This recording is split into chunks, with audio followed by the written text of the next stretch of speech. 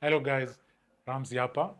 I'm sorry today I feel a little bit shabby kidogo, but we are going to do this anyway. So today I want us to talk about a particular topic that uh, it's a little bit sensitive, especially to me. And that topic is it enough to lead a seizure-free life, despite the fact that this treatment that you take might have some side effects that might affect your life more, if not worse, than having the seizure themselves. You see, most people confuse these two things. One, having epilepsy and living with epilepsy. Having epilepsy is just the diagnosis part of it. And living with it now, that is the burden, you know, how it affects your daily life and everything. Now, when it comes to treatment, you know, when you're taking this anti-seizure medication, they have different side effects.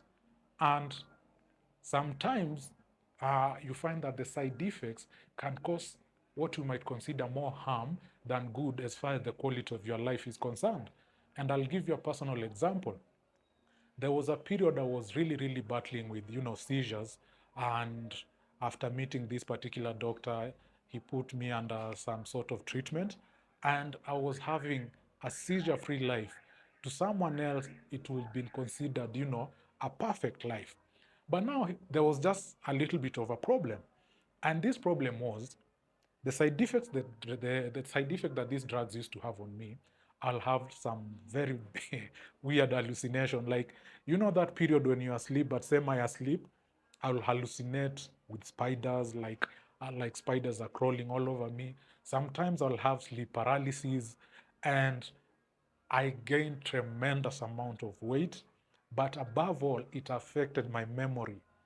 I used to have terrible memory lapses. And let me just show you how worse it is. I live on fifth floor.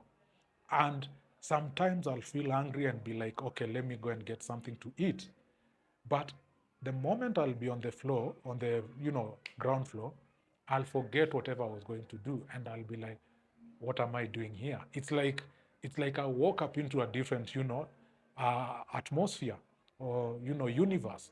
So to cut the long story short, uh, I went to see, the routine checkups with my doctor, and he was like, "When was the last time have you, had any seizures? The normal, follow up." And I was like, "No, I've been having, perfect, blah blah blah blah, the cliche answers." And then, for some reason, I felt guilty that I, I've been living seizure free. So me asking about, these side effects will be like complaining. And especially factoring, I don't know whether it's survivor's guilt, I don't know. But when you look at someone, one thing that most people don't understand is that to someone, going a day without having attacks, it's an achievement. You see, someone else 1 month, you know, different. So in my case, I had gone like 3 months without getting any attacks. But now the problem is the manner in which my life was affected by these drugs was worse, that sometimes I wish I even had those attacks instead.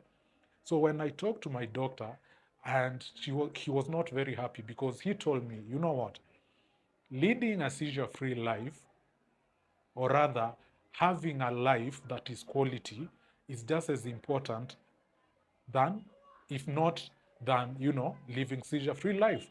It doesn't make any sense for you to take medication to solve a particular problem and going and end up creating even worse problem than the one you are trying to solve. And this is unfortunately most of the problems that most people living with epilepsy face.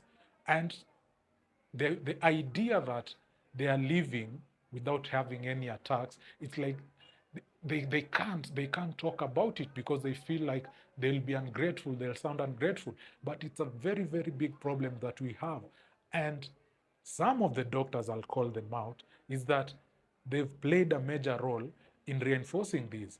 And it might be unconscious, because I'm very sure doctors have best interest at heart. But have you tried to engage with your patient on a personal level, not just, you know, uh, these are the symptoms you have, here's a prescription? Because, like for me, one of the side effects is, sleeping, insomnia. So I'm prescribed something called a supplement called melatonin. There are others. They have, memory lapses problem. I don't know if there's some sort of supplements that, you know, are neurocare. But most doctors, you go and see them, and all they do, the moment you address a certain problem, they just pick a prescription and they write. Until I found the doctor that I'm, with right now, that is when I felt like, okay, this is someone who's more interested in me as a whole and not just the condition. There's a particular term that most doctors have been used, the client.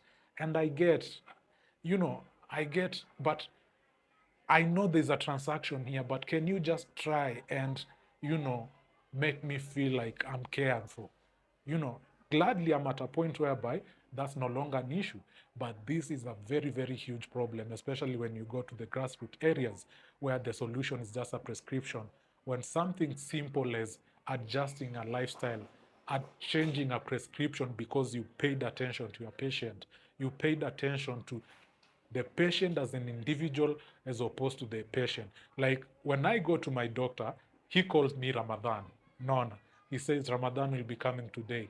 Niaje bro. Actually, that's how he talks to me. Niaje bro, umekuwa ukiendeleaje? And for some moment, if you had a talk, you'll think we are like a brother. I'm talking to my elder brother. I no longer feel like a patient because that is the environment that he has created for me. And as a result, I've gone through at least 8 months without having an attack. And that has played a major role in that.